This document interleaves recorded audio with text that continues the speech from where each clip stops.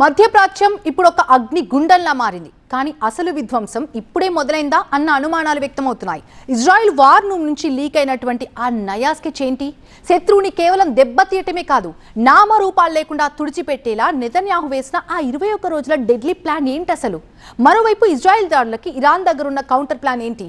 మరో 3 వారాల పాటు ఈ యుద్ధం తప్పదా? వరుసగా 2 వారాల పాటు ఇరాన్ సైనిక స్థావరాల్ని ధ్వంసం చేసిన ఇజ్రాయెల్ తన దాడులకి విరామం ప్రకటించడం లేదు.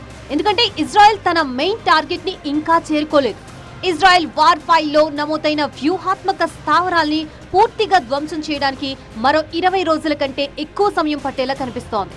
ఇజ్రాయెల్ సైనిక ప్రతినిధి మాటల్ని బట్టి చూస్తే ఇరాన్లో ఇంకా చాలా లక్ష్యాలు క్లియర్ కావాల్సి ఉందని, ఆ దేశ పతనం కోసం మరిన్ని దాడులు అనివార్యమని స్పష్టమవుతోంది.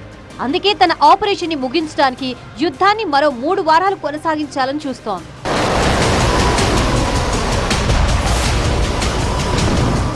ఇరాన్లో అమెరికా మిషన్ విజయవంతమైందని ట్రంప్ ఇప్పటికే ప్రకటించారు. కానీ ఇజ్రాయెల్కి ఈ 2 వారాల సమయం కేవలం ఆరంభం మాత్రమే. ఈ యుద్ధాన్ని ఒక అతిపెద్ద లక్ష్యంతో ప్రారంభించింది ఇజ్రాయెల్.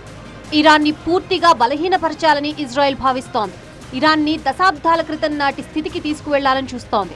ఇరాన్ సైనిక శక్తిని సర్వనాశనం చేయడమే ఇజ్రాయెల్ అంతిమ లక్ష్యం.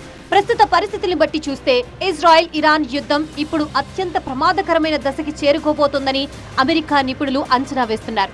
ఎందుకంటే యుద్ధం కేవలం ఇజ్రాయెల్ వైపు నుంచే కాదు, ఇరాన్ కూడా ప్రతిదాడులకు ప్లాన్ చేస్తోంది.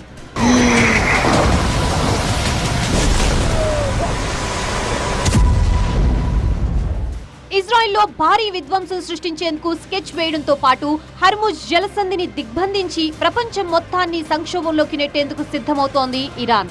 మరోవైపు ఇరాన్ శాంతి ఒప్పందం కోసం ప్రాధేయపడుతోందని ట్రంప్ క్లెయిమ్ చేస్తుంటే ఇరాన్ మాత్రం వరుస బెదిరింపులకు దిగుతోంది. అమెరికాతో పాటు అరబ్ దేశాలకి కూడా హెచ్చరిస్తూ అమెరికాకి దూరంగా ఉండాలని వార్నింగ్ ఇస్తోంది.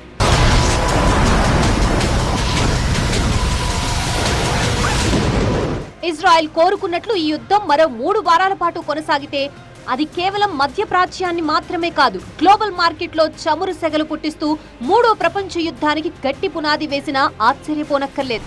ఇజ్రాయెల్ తన 21 రోజుల డెడ్లీ మిషన్ ని పూర్తి చేసి ఇరాన్ ని మోకరిల్ల చేస్తోందా, లేక ఇరాన్ పన్నిన 3 అంచెల వ్యూహాత్మక ఉచ్చులో చిక్కుకుని ప్రపంచం కోలుకోలేని ఆర్థిక విపత్తులో కూరుకుపోతుందా అన్నదే ఇప్పుడు $1 మిలియన్ ప్రశ్న.